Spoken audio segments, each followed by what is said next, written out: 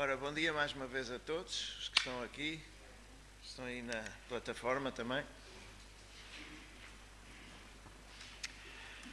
E a realidade é essa, não é?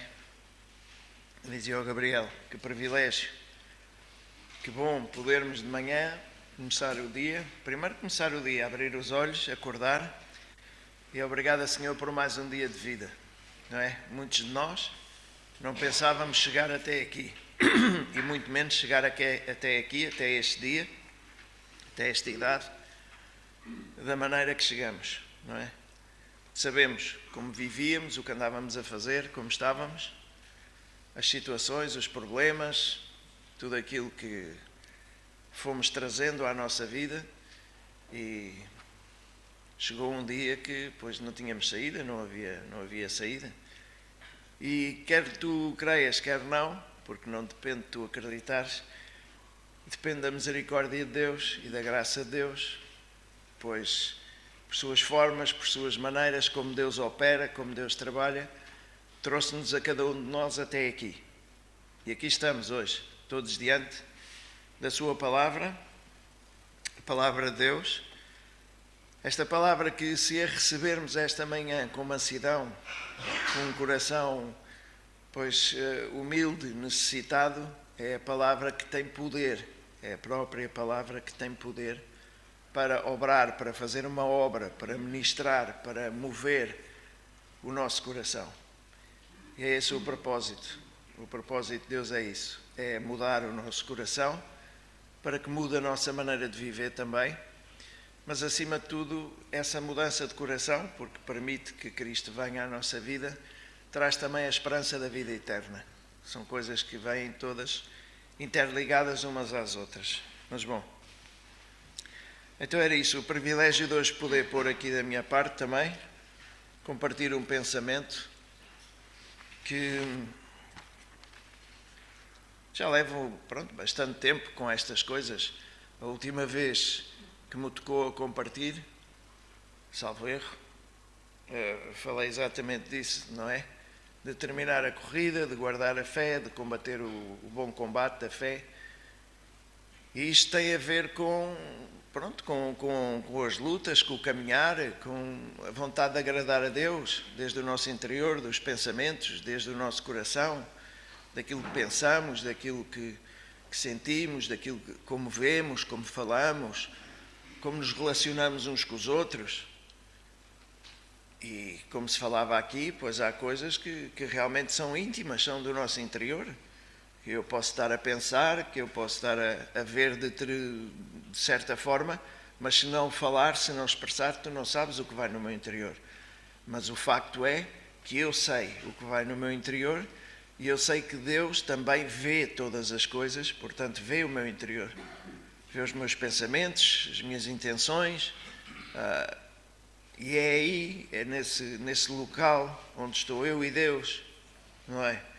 Que eu luto para me apresentar limpo, luto para me apresentar, que Ele me veja de uma maneira agradável, luto para conquistar aquelas coisas que Ele tem, para que eu alcance, luto para que Ele tire, ou que eu deixe as coisas que me estorvam e as coisas que não agradam a Deus e também não me agradam a mim.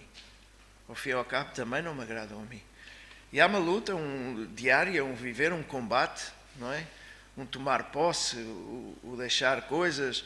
Portanto, é uma vivência, é um dia a dia, é uma relação pessoal com Deus, com a sua palavra e com as pessoas que nos rodeiam também. Tem que haver essa humildade em nós, tem que haver esse desejo de querer melhorar, não por causa dos outros ou do pai e da mãe, mas para que Deus nos veja, não é? De uma maneira mais conforme ao caráter do seu Filho, que nos veja como filhos agradecidos que realmente querem mostrar ao Pai, através de obras de justiça, de andar a fazer as coisas bem, como nós dizemos, para lhe agradar a Ele. E claro que agradando a Deus, vamos a agradar a alguns homens e a outros não, mas o principal é agradar-lhe a Ele. E eu estava nesta reunião há nem sei quem compartilhou, sinceramente, Mas sei que foi um momento, como tivemos agora, são todos os momentos que louvamos a Deus, são momentos especiais. O louvar a Deus, o cantar para Deus, os cânticos que a igreja canta, que nós cantamos aqui, não são músicas quaisquer, e não é cantar, não é cantarolar, como às vezes, alguns tinham esse hábito no trabalho de estar a assobiar, de estar a cantarolar uma canção qualquer, não é? Como diz o ditado popular, quem canta seus males espanta. Não é esse cantar que eu estou a falar, nem são essas canções do mundo, que umas estão bem, outras estão bastante mal, outras nem por isso, são sons, é música. Eu estou a falar de louvar a Deus, de cantar canções que foram escritas a partir da Bíblia, da Palavra de Deus, por pessoas que as compuseram ou lhes puseram música com um coração de querer agradar a Deus, de que Deus se manifeste nesse momento quando estamos a louvar, de abrir o nosso coração quando cantamos a Deus, ou seja, de expressar gratidão, de querer adorá-lo por meio do que cantamos. É esse louvor, é esse cantar que eu estou a falar. E essa reunião que teve um momento especial, como eu digo, todos são especiais, mas houve ali um momento que teve uma unção em que, mais uma vez, eu senti o meu coração a ser quebrantado, a se derrubarem barreiras. Deus entra no nosso coração por meio do louvor também. E muitas vezes olho, esta é outra parte, esta é a parte alegre, é a parte boa, e outras vezes olho e, até com a ajuda que temos agora, não é? Esta ajuda visual, vejo que muitos de nós desaproveitamos esta oportunidade de louvar, de cantar para Deus. Sei que isto não é um momento que, começa assim a reunião, e porque se tem que tocar, e porque se tem... Não é um momento qualquer. É realmente o momento em que começa aqui, hoje, este tempo que vamos estar com Deus, em que Deus se vai manifestar no meio de nós, por meio do seu Espírito Santo e da sua palavra.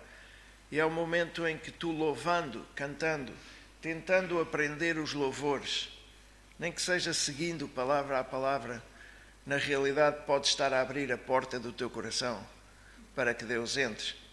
Ou Ele pode utilizar este momento para derrubar a dureza que há no nosso coração. Eu lembro perfeitamente que as primeiras reuniões que entrei, se não na primeira, na segunda, era algo diferente. Nunca tinha estado nestas reuniões, nunca tinha louvado a Deus, nunca tinha ouvido louvores, nunca tinha visto gente a cantar agradecida a Deus, como aqui se fala, a dar-lhe honra, poder, glória, gratidão. E se não da primeira, mas da primeira, da segunda, eu procurei começar a seguir o que eles cantavam. Eu também queria cantar assim. Eu queria aprender aquelas canções. E fui, pois aprendendo, ouvia uma e outra reunião, não cantava tão bem como eles, mas ia fazendo parte. Ia começando a procurar seguir, não havia isto na altura, eu ouvia e repetia. E recordo-me que houve uma dessas reuniões onde eu cantava a meias os louvores, ainda não os sabia todos, não é? Em que, pois por meio do louvor, eu senti o meu coração a ser quebrantado. Pude sentir a presença de Deus com poder, com força, a mover-se no meu coração. Houve coisas que eu sabia que não podiam ser de outra maneira, porque tinha tentado de diversas formas, de diversas maneiras, tinha experimentado muita coisa, mas realmente aquilo que eu estava a experimentar provinha desse poder sobrenatural que Deus tem e também do louvar a Deus. Portanto, daí a importância de procurares, por meio do louvor, pois aproximar-se de Deus. Não desperdices a oportunidade. Não é um momento em que estão aqui os irmãos e as irmãs a tocar duas canções e a seguir vamos e depois andamos também. É um momento que pode mudar a tua vida. O louvor. É muito importante o louvor. Daí, pois realmente, o fazermos e estarmos sempre procurando que Deus se agrade também do que tocamos, como cantamos, não é? Claro que a palavra também, não é? A palavra, a mensagem de Deus, pois é o que também pode mudar o teu coração. Mas tudo isto é um conjunto. Tudo isto é algo que tu, tomando em sério e com necessidade, Deus vai se mover no teu coração. E nessa reunião, que houve um momento especial em que eu senti mais uma vez Deus a quebrantar o meu coração, o que me vinha ao pensamento, não é? O que surgiu no meu coração, a imagem que eu tive, pronto, isto são coisas minhas, foi as muralhas de Jericó a serem derrubadas. Há uma passagem muito conhecida, não é?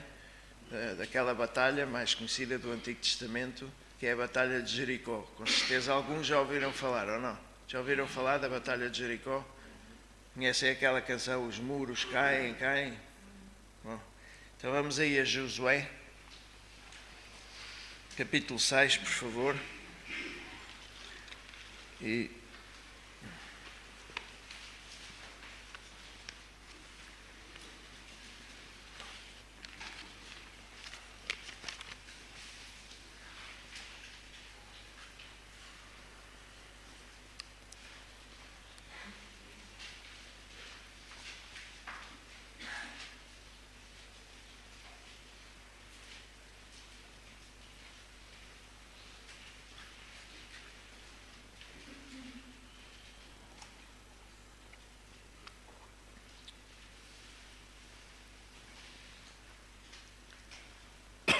Josué, capítulo 6.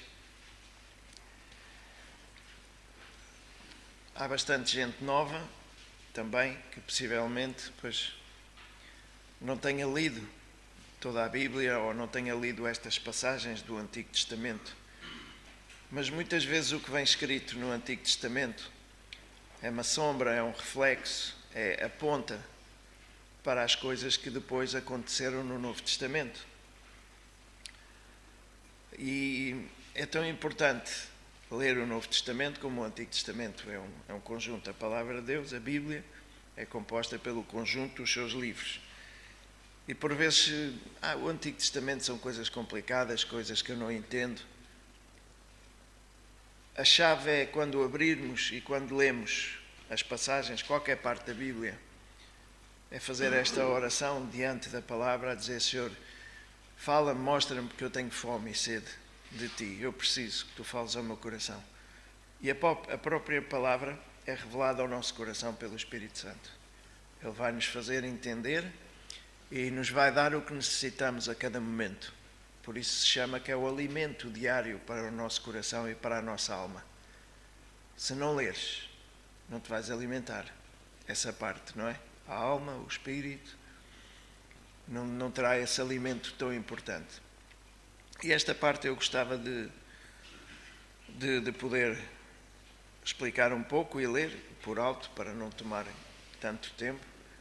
Mas para aqueles que sabem, o povo de Israel chegou até aqui, está a ser liderado por Josué, porque um tempo antes Moisés era o líder, os levou até a entrada da terra prometida, que se chama Canaã. Ele não entrou, faleceu, mas Deus levantou o seu sucessor, Josué, outro líder, para conduzir o povo. Josué atravessou com o povo o Rio Jordão.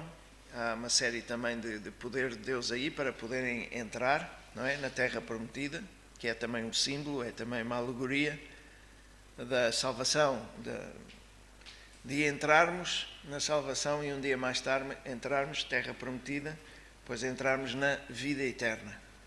Mas há um caminhar até lá chegar, que é aí que estão. Então o povo passou o Rio Jordão, está numa cidade ou numa aldeia, não sei como seria, que se chama Gilgal, que é diante de uma cidade que se chama Jericó. Não estava muito longe, estava a 2 ou 3 quilómetros em frente a eles. E aí pararam, diante de Jericó. Josué é o líder, está aí o povo, estão os soldados, estão os sacerdotes, e assim que este povo entra na terra prometida, não é? surge o primeiro obstáculo, que é esta cidade, uma fortaleza naquela altura, Jericó. Só alguns dados para a gente saber algo mais acerca de Jericó. Diz que era a cidade mais antiga e a cidade que estava habitada por mais tempo continuamente. E era uma cidade grande, tinha mais ou menos, o seu redor eram 10 quilómetros e tinha uns muros altíssimos, uma coisa de 9 metros, umas paredes enormes de bloco, intransponíveis, inconquistável. Não havia exército que conseguisse derrubar, entrar e ocupar aquela cidade que pertencia a um povo, pois, que desagradava bastante a Deus, os cananeus. Um povo pagão, que tinha uns costumes religiosos muito maus, muito feios, sacrificar as crianças, imoralidades, outras coisas. Portanto, um povo que desagradava profundamente a Deus, como pode ser hoje o mundo, não é? Com os seus costumes, com as suas modernices, com os seus conceitos. Um povo que desafiava a Deus, que não cumpria a sua palavra e que desagradava a Deus. E aqui estamos nesta situação. O povo de Israel com Josué entra na terra prometida e a primeira coisa que se lhes depara é uma fortaleza, um obstáculo deste tamanho. Um estudo bíblico poderia dizer, pois, que esta passagem aqui, o que podemos aprender é como obter sucesso na nossa vida cristã, ou como Deus faz as coisas que são impossíveis ao homem, pois para Deus são possíveis. Há muitas situações que podemos aprender aqui desta passagem, muitas mesmo, não é? Mas ao meu coração, naquele dia, quando estava o louvor e se derrubaram mais uma vez as muralhas do meu coração, aquelas coisas que se levantam de encontro a Deus, que nós vamos deixando acumular pedra a pedra, a mim falou-me de uma forma muito especial, não é? Que tem a ver com um dos versículos aonde vamos chegar aqui. Mas eu gostava de ler um pouco até chegar a esse versículo. Ora, no 6:1 a palavra de Deus diz o seguinte: Ora, Jericó estava rigorosamente fechada por causa dos filhos de Israel. Ninguém saía nem entrava. Então disse o Senhor a Josué: Olha, entreguei na tua mão Jericó, o seu rei e os seus valentes. Vós, todos os homens de guerra, rodeareis a cidade, cercando-a uma vez. Assim fareis por 6 dias. 7 sacerdotes levarão 7 trompetas de chifres de carneiro diante da arca. No 7º dia, rodeareis a cidade 7 vezes, e os sacerdotes tocarão as trompetas. Tocando-se longamente a trompeta e ouvindo vós o sonido dela, todo o povo dará um grande brado. Então o muro da cidade cairá e o povo subirá nele, cada qual em frente de si. Esta primeira parte vem no seguimento um bocadinho do capítulo anterior e diz aqui: o Senhor dá instruções a Josué. Ou seja, aqui Jesus, Rei de Reis, o príncipe dos exércitos de Deus, está a dar a estratégia a Josué como conquistar a cidade. Isto aqui tem uma semelhança com a nossa vida, não é? Deus vem e nos dá a sua palavra como caminhar na vida, como conquistar, como derrubar situações e problemas que se levantam diante de nós. E repara a estratégia que Deus, não é? Que Jesus Cristo está a dar a Josué. Não é uma estratégia militar, não é uma estratégia humana, é algo que, para quem quer derrubar, conquistar uma fortaleza, não faz assim muito sentido, não é? Fala de rodeá-la, fala de tocar umas trompetas, fala de fazer isso durante uma série de dias. E por vezes, quando nós temos situações, temos problemas e pedimos um conselho a alguém da parte de Deus, e o conselho que vem, pois parece que não é aquele que estávamos à espera, não nos faz muito sentido, mas então eu, para resolver esta situação, o que tenho que fazer é um exemplo muito simples, não é? Quando temos uma chatice com alguém, nos zangamos, eu e o Vítor zangamos, trocamos umas palavras e eu vou perguntar, pois, a um irmão na fé, olha, o que é que eu devo fazer para resolver? É que ele falta-me ao respeito, ele não fez as coisas, ele ri-se, ele faz pouco de mim e tal. Ele diz, pois, vai e pede-lhe perdão, procura pôr-te em paz com ele. Então, mas se ele é que me está a fazer as coisas, ele é que está a portar-se mal e eu é que tenho que ir pedir perdão. O que diz a palavra de Deus é isso, vai e pede perdão a ele, procura, humilha-te, mostra-lhe que tu és diferente, se ele te fizer mal tu paga com bem. E esta, mais ou menos, é o exemplo da estratégia que Deus deu aqui a Josué. Não é? O que é que ele terá pensado naquele momento? Então, mas nós necessitamos de ultrapassar este obstáculo enorme de uma maneira militar. E estão-me a falar aqui de andar aqui às voltas, a tocar uma trompeta. Sabes? Mas não vês ele aqui a questionar, porque Josué, pois, crê em Deus, confia no plano de Deus para a sua vida e para o seu povo. O que é que ele faz? Agarra, reúne as pessoas que estão com ele, no versículo 6, e diz o seguinte, não é? Depois de ouvir o que Deus lhe disse para fazer, vai transmitir aos demais. Assim Josué, filho de Num, chamou os sacerdotes e lhes disse, levai a arca da aliança e 7 sacerdotes levem 7 trompetas adiante do Senhor. E ordenou ao povo, passai e rodeai a cidade, quem estiver armado passa adiante da arca do Senhor. Assim foi que, como Josué dissera ao povo, os 7 sacerdotes, levando as 7 trompetas adiante do Senhor, passaram e tocaram as trompetas e a arca da aliança do Senhor os seguia. Os homens armados, há versões que dizem os guerreiros, os homens armados iam adiante dos sacerdotes que tocavam as trompetas e a retaguarda seguia após a arca. Os sacerdotes seguiam durante todo o tempo, tocando as trompetas. Ao povo, porém, Josué tinha dado ordem, dizendo, não gritareis, não levantem a vossa voz, não saia palavra alguma da vossa boca, até o dia em que eu vos diga, gritai, então gritareis. Assim fizeram a arca do Senhor rodear a cidade, contornando-a uma vez. Então entraram no acampamento e ali passaram a noite. Josué levantou-se de madrugada e os sacerdotes tomaram a arca do Senhor. Os 7 sacerdotes que levavam as 7 trompetas adiante da arca do Senhor iam andando, tocando as trompetas. Os homens armados, os guerreiros, iam diante deles. E o restante seguia atrás da arca do Senhor. Os sacerdotes sempre tocando as trompetas. No segundo dia rodearam outra vez a cidade e voltaram para o acampamento. Assim fizeram durante 6 dias. Podemos ler, passar por aqui, ai que bem, e podemos meditar. Podemos colocar-nos um bocadinho aqui na história, fazer uma imagem visual do que se está a passar. Por vezes lemos a correr, muito bem, 7 trompetas, 7 sacerdotes, dar a volta, gritos para aqui e para ali. Mas vamos a pensar uma coisa, estamos a falar que estão aqui milhares e milhares de pessoas. Uma cidade enorme, uns muros altíssimos, gente em cima dos muros, os soldados, os guerreiros, o povo daquela cidade. E as instruções e o que esta gente está a fazer não é procurar atacar de uma maneira militar.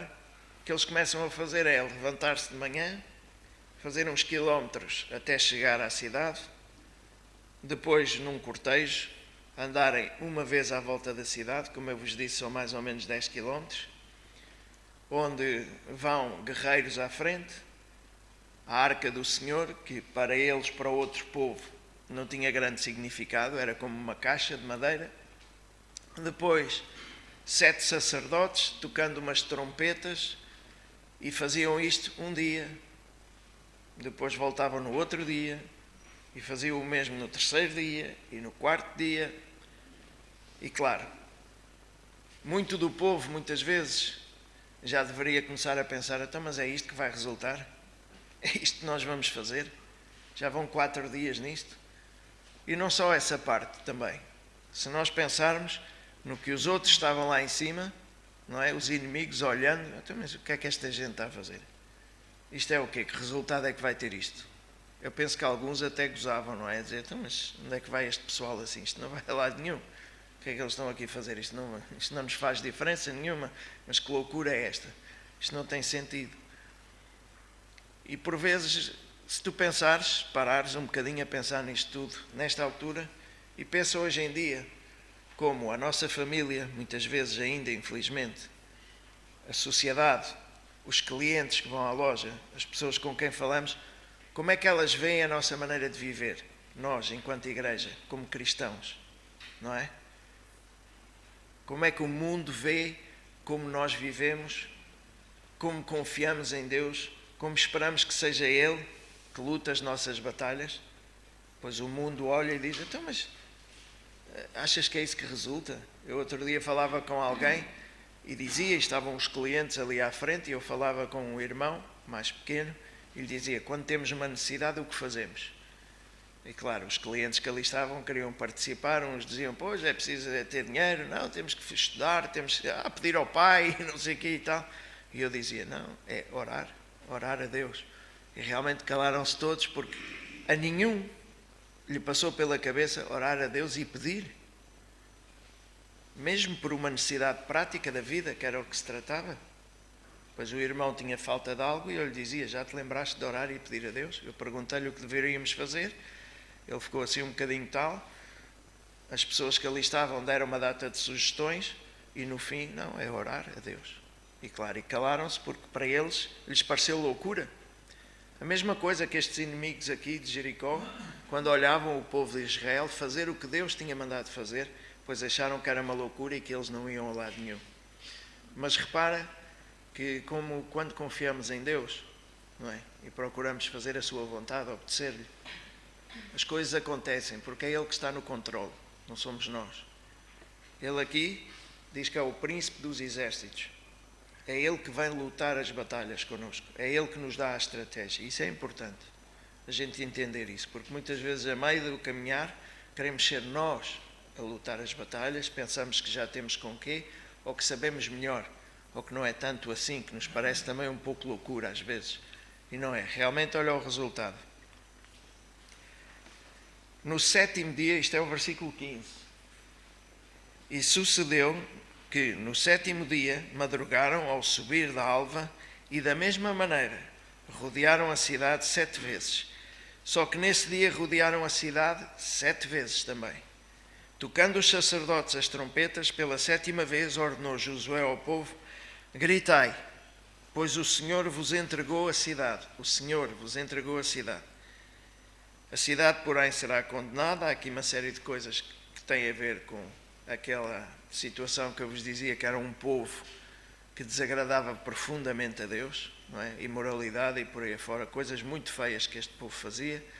Então, neste momento aqui, Deus ordena para que seja tudo limpo. Israel é usado aqui como também uma arma de juízo, como um instrumento de Deus para limpar esta situação aqui, para que não ficasse nada, exceto os despojos que pertenciam a Deus. E no 20 diz o Senhor, no versículo 20, gritou o povo e os sacerdotes tocaram as trompetas, ouvindo o povo o sonido da trompeta, deu um grande brado e o muro caiu. E o povo subiu à cidade, cada qual a atacou de onde estava e a tomaram. Portanto, imagina-te, não é? Quando realmente confiamos em Deus, deixamos que seja o príncipe dos exércitos, Jesus Cristo, a dar a estratégia, a estar connosco nas batalhas, contamos com Ele, dependemos dEle, as coisas sucedem. E é tão interessante ver isto que diz que os muros caíram de dentro para fora. Ou seja, geralmente quando há um ataque a uma fortaleza ou quando queremos derrubar uma parede, estamos a bater deste lado, para que lado é que vai cair a parede? Isto é construção civil profunda. Se eu bater naquela parede com um martelo, para que lado é que ela vai cair? Para lá, não é? Neste caso, ao atacar, ao gritar, as paredes caíram para cá.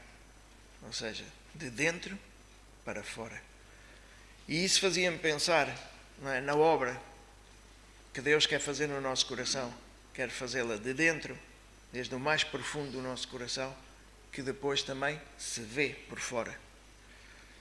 Então, não é por vezes estar um tempo, mudar a nossa aparência, deixar 4 coisinhas, agora já não fumo, agora já não bebo, não digo tantas asneiras, até me levanto a horas, funciona um bocadinho, e olho-me ao espelho, ai que giro e tal. A minha família assim já me vê também um bocadinho melhor, e parece que há obra feita. Essa não é a obra verdadeira que Deus quer fazer. A obra verdadeira que Deus quer fazer é no profundo do nosso coração. É aí que as coisas têm que ser transformadas, como se tem falado muitas vezes, não é? Tirar um coração de pedra e colocar um coração vivo, de carne. Um espírito novo, o Espírito Santo. Podemos guardar aqui esta parte de Josué, meter aqui a fitinha para não perder. Podemos ir a João 14, 23, só para ver realmente aonde Deus quer fazer a obra. João 14.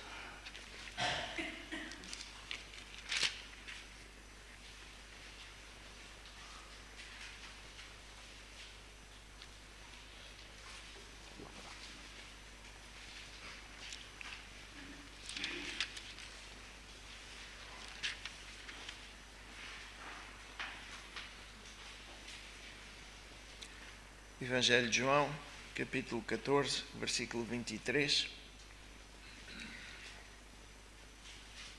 Diz o seguinte: respondeu-lhes Jesus: se alguém me amar, guardará a minha palavra. Meu Pai o amará, e viremos, o Pai, não é? E viremos para ele, e nele faremos morada. É no nosso coração que Deus quer habitar. Jesus Cristo disse: é necessário que eu vá para que venha o Consolador, estará sempre convosco, não é? E é o Espírito Santo, o Espírito de Deus, Deus mesmo, que por meio da fé vem habitar no nosso coração, no interior, no mais profundo.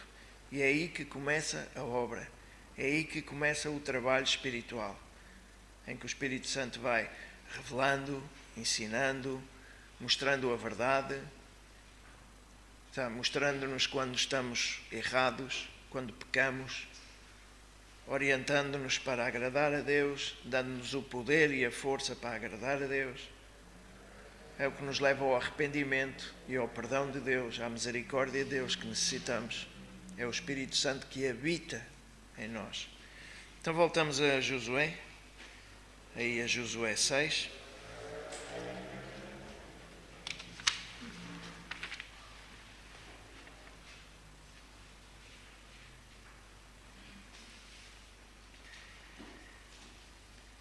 Estávamos na parte então que os muros caíram e os israelitas, o povo de Deus, tomou a cidade. Portanto, como falámos e voltando ao princípio, ao entrar na terra prometida, ao começar a caminhar como cristão em direção à vida eterna, mas ainda somos peregrinos nesta terra, como se tem falado, pois aqui estamos, não é? Vivemos no mundo, não somos como o mundo. Temos valores diferentes, temos um espírito diferente, temos objetivos e metas diferentes. Então, fala-nos, a Bíblia muitas vezes utiliza termos militares, situações que têm a ver com soldados, com conquistas, com batalhas, com tomar posse, com luta, para nos mostrar que realmente o nosso caminhar cristão se compara muitas vezes a isso, a uma batalha espiritual. Todo cristão que realmente é cristão e está a viver uma vida cristã ativa, tem lutas e tem batalhas a diário no seu coração, ao seu redor. Atenção que sabemos que não é contra carne e sangue, ou seja, não é eu contra o Zé Luís, pois não gosto do Zé Luís, o Zé Luís conduz mal, nunca me dá nada da recuperação. Então vamos aqui lutar com o Zé Luís, arranjar-lhe dificuldades e andar sempre em cima dele e a chamar-lhe a atenção. Não é esse estilo de lutas. Não é esse estilo de lutas. Não é contra carne e sangue, não é nada pessoal. É contra muitas vezes as forças das trevas, os inimigos, a potestade que anda no ar. Há coisas que nos querem derrubar. É contra a nossa natureza corrompida, o nosso eu. Muitas vezes quer levantar e traz maus desejos, maus pensamentos. É inclusivamente também contra Satanás, contra o diabo, que por vezes também arma astutas ciladas para que a gente tropece, para que os cristãos caiam. E tem a ver também com o mundo caído, com a corrente do mundo, com as tentações, com as ideias que o mundo quer passar para nós, que se quer misturar com aquela vida que tem que ser dedicada exclusivamente a Deus. E aí mais uma vez diz que um soldado que se alista dedica-se unicamente às coisas da vida militar e não se mete nos negócios da vida civil. Mais um exemplo acerca das coisas militares, das lutas, das batalhas. Tem aqui um versículo que Paulo também dá um conselho a um jovem cristão que começou a sua caminhada, o seu ministério, a sua vida cristã, e fala também um pouco acerca destes termos de combate, de luta, de tomar posse. Vem em 1 Timóteo, no 6:11, podemos ir aí num momentinho. Primeira carta de Paulo a Timóteo, capítulo 6, 11.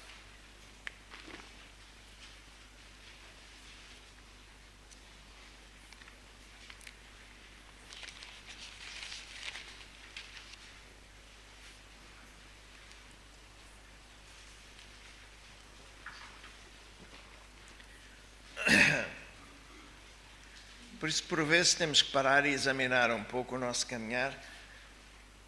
Se somos e se aceitamos a Cristo como nosso Senhor, somos cristãos, pois o cristão está permanentemente envolvido numa batalha espiritual. Aquele cristão que pensa que tem tudo conquistado, que já venceu tudo, que não tem problemas, terá que se examinar. Porque o povo de Israel entrou, e a primeira coisa que encontrou no seu caminhar na Terra Prometida foi um obstáculo grande. E depois desse, se quiserem continuar a ler o livro de Josué e por aí Juízes, por aí afora, constantes conquistas, derrotas, vitórias, sucessos, obedecer a Deus, desobedecer a Deus. Sempre. Há sempre uma luta espiritual a acontecer no nosso interior, no nosso exterior. Luta espiritual. Com o objetivo de obedecer a Deus, agradar a Deus, de caminhar mais como a Deus lhe agrada.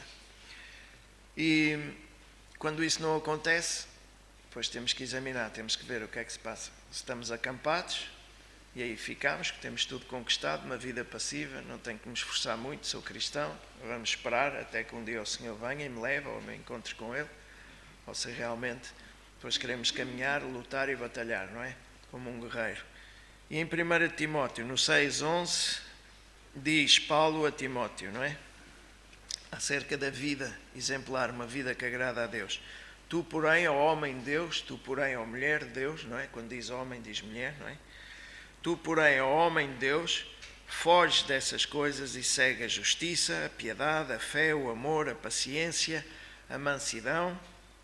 Combate o bom combate da fé. O combate da fé, agradar, obedecer a Deus, toma posse da vida eterna, assim como este povo tinha que tomar posse naquela terra prometida. Assim nos está a dizer, toma posse da vida eterna, ou seja, caminha em direção à salvação, combatendo este combate de agradar a Deus por meio da fé. O justo pela fé viverá, mas também andará pela fé.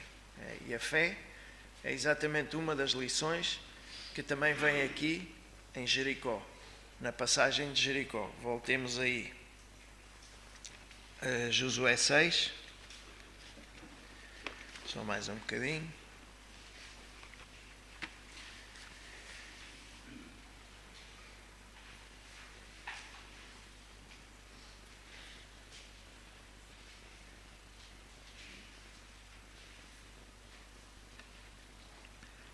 Se alguma coisa aqui também podemos aprender, não é?